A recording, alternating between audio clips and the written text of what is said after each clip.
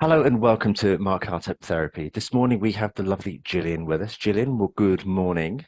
Good morning. Hello. Thank you so much for doing this. It's lovely to have you back on. Gillian was a client of mine in the last month and struggled with anxiety, didn't you? Yes, I And, think so.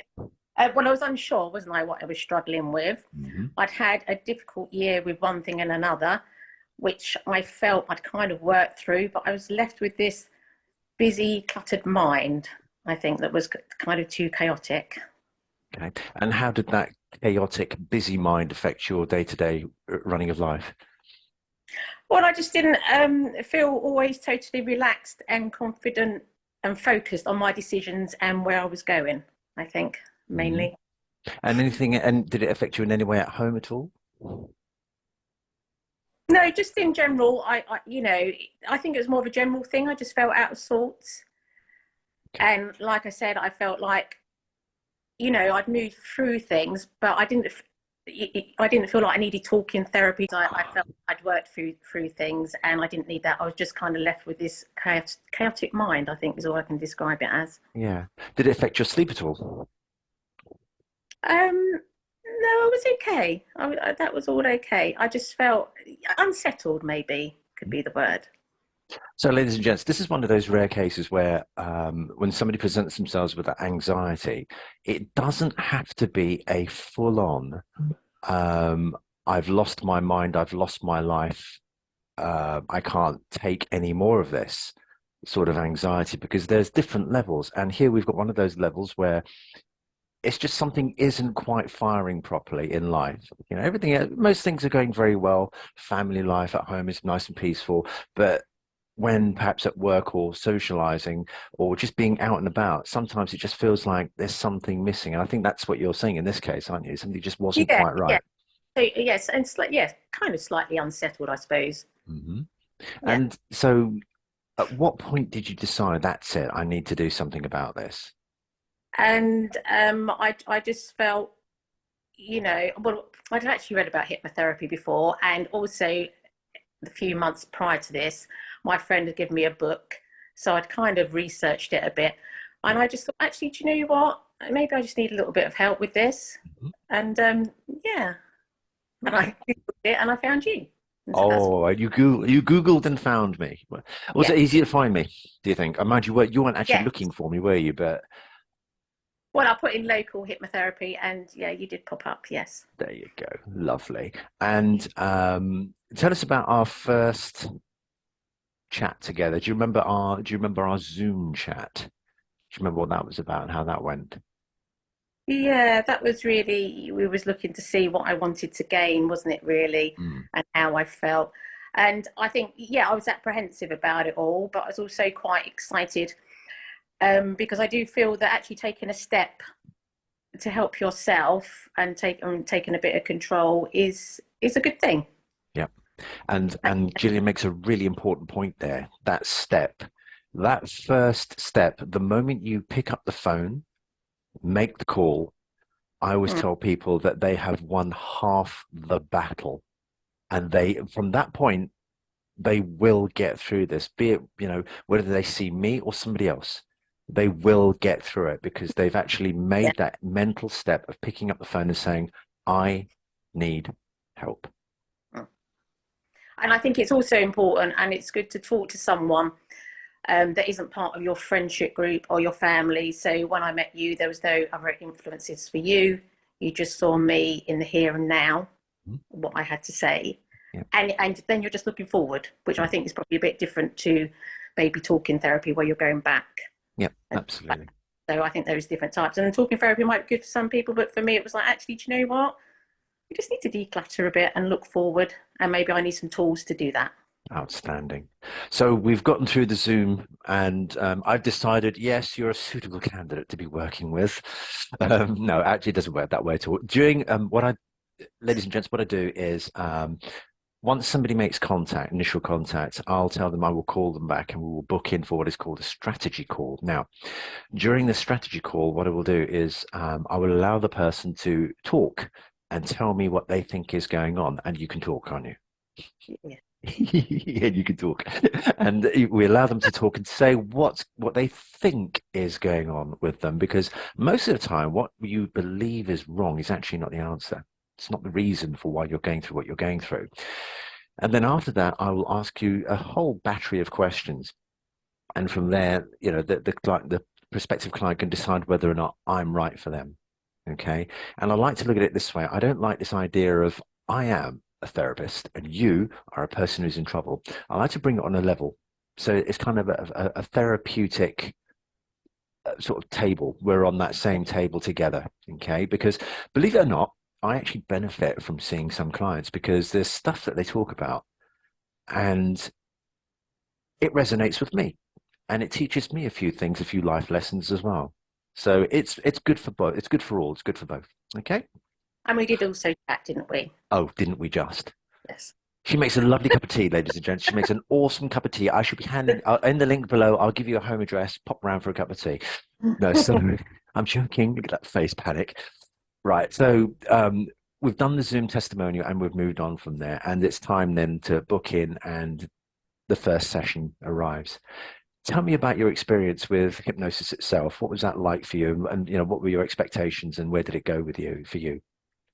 I don't know. I didn't have any expectations, I don't think, because I was really unsure about how it would feel and how it would go.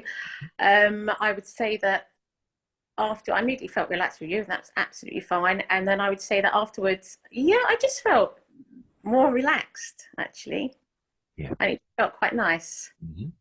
And I think that the act of actually doing something and having someone over and taking action Mm-hmm. to improve your life is a good thing. Absolutely. And the thing about hypnosis is, it's yes, you've seen stuff on the television where the subjects all are sat on chairs in a row and they're all like that, and suddenly they're doing all sorts of weird and wonderful things. That's stage hypnosis, and it is somewhat different. Oh, it wasn't It like that. is no, it wasn't like that at all. Very, But very, and very calming. Yes. yeah, absolutely. She still hasn't noticed that I've stolen all her jewelry, but there you go. Anyway, so so yeah, it is very relaxing. It is a case of just there's different ways of putting somebody into hypnosis. There's instant inductions, rapid inductions, or there's also confusion. Now, with you, we did a lot of this.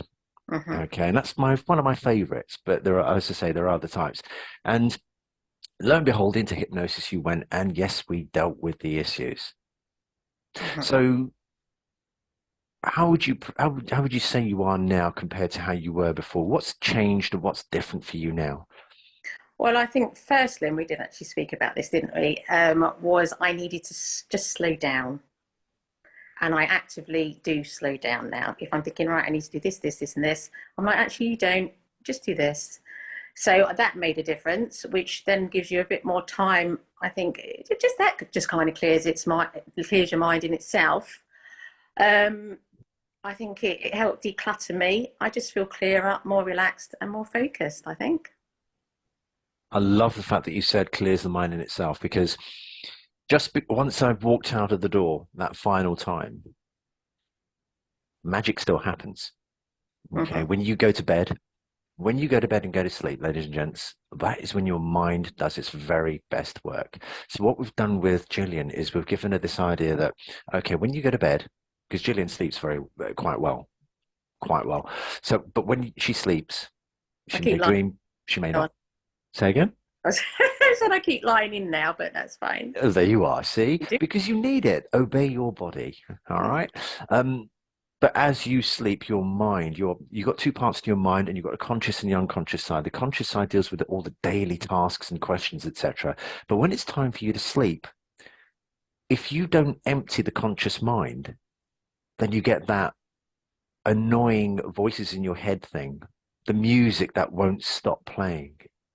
So the conscious mind must get rid of everything to the unconscious mind, because when that conscious mind is empty, that's when you have the deepest sleep. And when you have the deepest sleep, your unconscious mind is taking all those tasks, all those issues, those concerns, those questions that you might have during the day, weeks, months, and even years gone by, and it resolves them.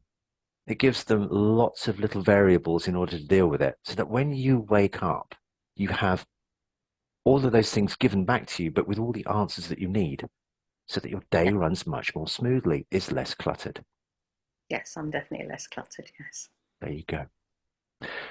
Is there anything else that you'd like to say about this? Anything else that Um, no, I just think because I think with me it was kind of there wasn't specific things. It's kind of very general, and I just think like we're all going to go through life and have these difficulties to overcome. I feel better equipped to deal with them. I Mhm. also feel that, sometimes just accept the fact that you might need a little extra helping hand, and that's okay. And you're always there at the end of the phone.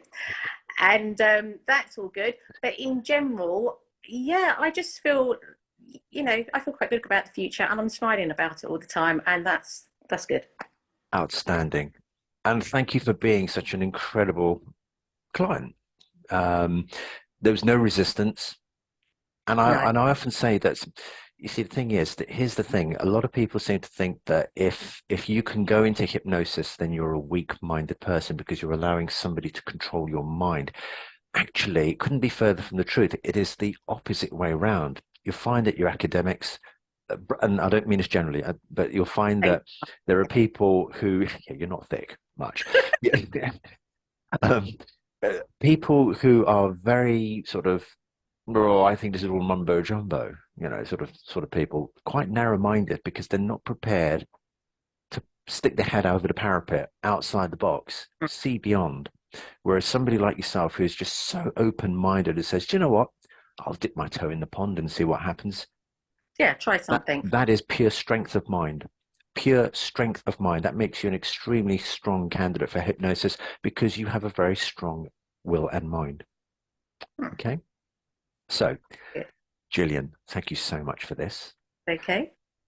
Ladies and gents, always remember that I'm Mark Carter of Mark Carter Therapy, and you can find me on YouTube, Google. My website is www.markcarterhypnotherapy.com. I'm also on Instagram.